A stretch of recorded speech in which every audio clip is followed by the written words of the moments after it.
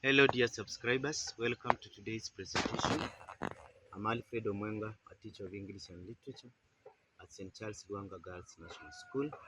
I'm an author and an examiner. Today I'm going to look at Act 2, Scene 2 of The Samaritan. And actually I would like to say that Act 2, Scene 2 is the heart of the book. So for you to be able to understand the book, you must read Act 2. So Act 2, I'm going to call it Narine and Mossi's Pressures on Nicole. Narine calls Nicole to her office through Charlene, the secretary. She informs her that Mayor Mossi was on his way to school and wanted to have a word with Nicole. She asks Nicole whether she had written the letter that Mayor Mossi had directed her to do. She affirms that she did it and doubts whether Mayor Mossi had seen it. Narine further informs Nicole that the Samaritan app had sent shockwaves across the Maracas municipality and that the leaders and many people were in terrible panic. She insists that the app has to be halted urgently, for it was dangerous to proceed with it. She adds that the municipal leaders believe that Nicole is capable of saving them from their present predicament because they believe she runs the show behind the app. Nicole refutes the leaders' assumption, saying she only midwifed the idea of the two students and guided them through. Appearing to intimidate Nicole, Narine asks her to drop the idea of the Samaritan launch. She further says that she would not stand or allow anything that would distract Nicole or any other member of staff, the students, or even herself from pursuing the single purpose of preparing students to be responsible and productive citizens. So besides the theme of intimidation, we also get another theme of education. So we can see the role of education, which is to prepare students to be responsible and productive citizens. Nicole wonders whether it was prudent to abandon the ingenious innovation with a great potential of improving governance in the municipality just to appease a self-seeking political class. Then we can see the theme of determination continued through Nicole, who still insists that she cannot abandon the ingenious innovation just for the sake of appeasing a self-seeking political class. Narine then warns her not to pick a war with the mayor, threatening her that if she dared an elephant into a battle, it would trample on her. Nicole responds sarcastically that an elephant that kills a rat is not a hero. Then we can see the theme of determination continued through Nicole. Mayor Mossi enters the principal's office. He demands to know whether his first ultimatum of writing a letter to the ministry was detailing his reservations was done.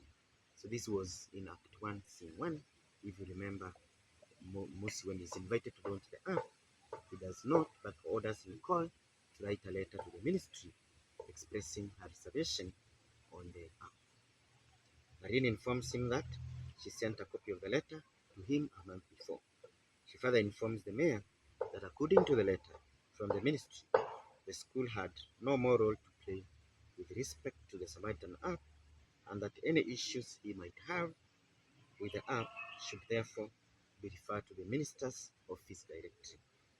Narine excuses herself and leaves the mayor and Nicole in the office. She clarifies that the talk between the two was a private affair and had nothing to do with the school. So we can again see the theme of we can be able to see the theme of betrayal here. Nicole betrays Narine. Remember, she was supposed to support the app right from the beginning, but now she withdraws, leaving Nicole alone. So theme of betrayal.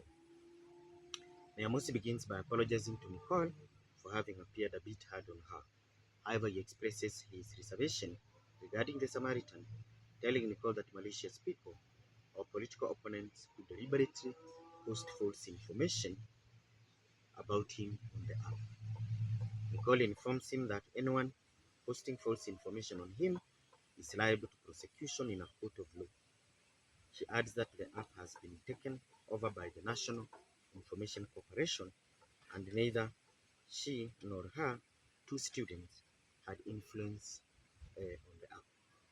The mayor confesses that he had made some mistakes here and there, and that he had come to her to own up his mistakes and seek for understanding and help.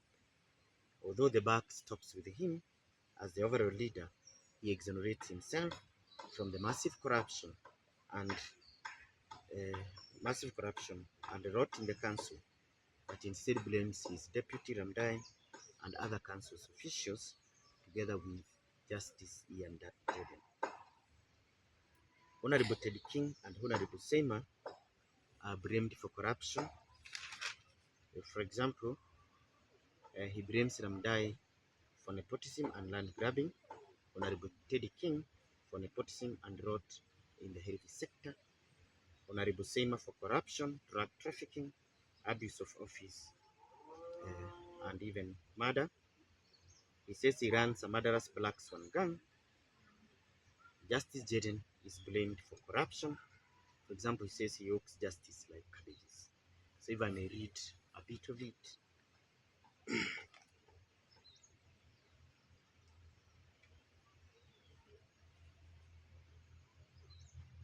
For example, we read on what he says regarding Justice Jaden. You can see what he says on page 67. Prosecute them where take them to courts before our judges. Don't you know these judges are themselves worse than the temple robbers? Don't you know they are part of this syndicate? Why can't you understand my situation? I cannot change anything. So you can see what he says. The judges are like uh, temple robbers.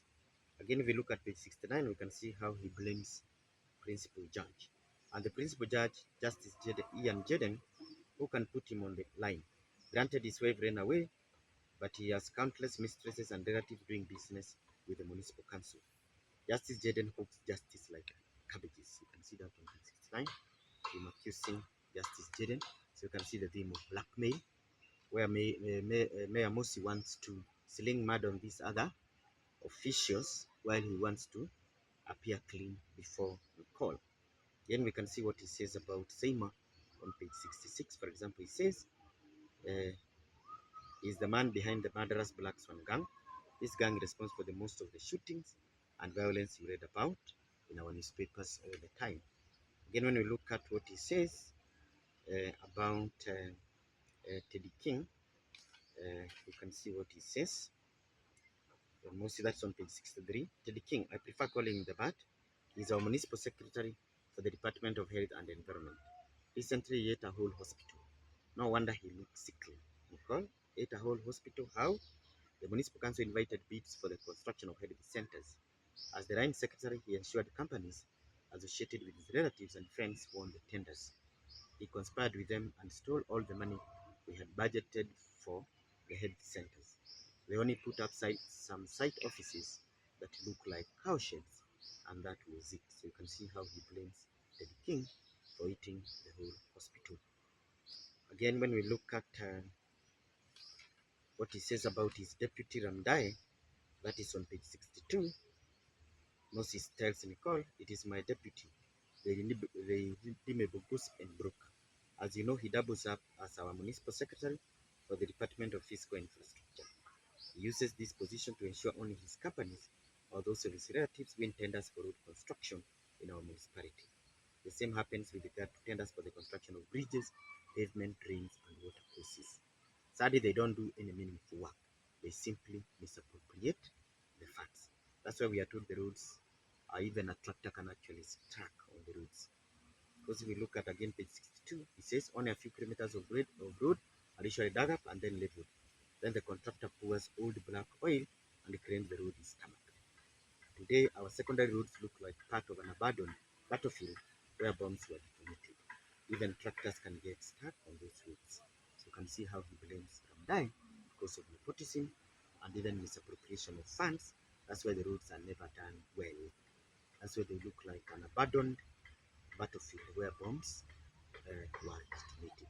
So you can see Mossi use actually the theme of blackmail coming out through Mossi, who blames the other leaders while he wants he purports to be clean. So you can see that in order to, so he tries to convince Nicole that actually he's clean, but the point is the buck stops with him, or is the overall reader, and cannot escape from blame. Thank you, dear subscribers. Continue subscribing to this channel to learn more.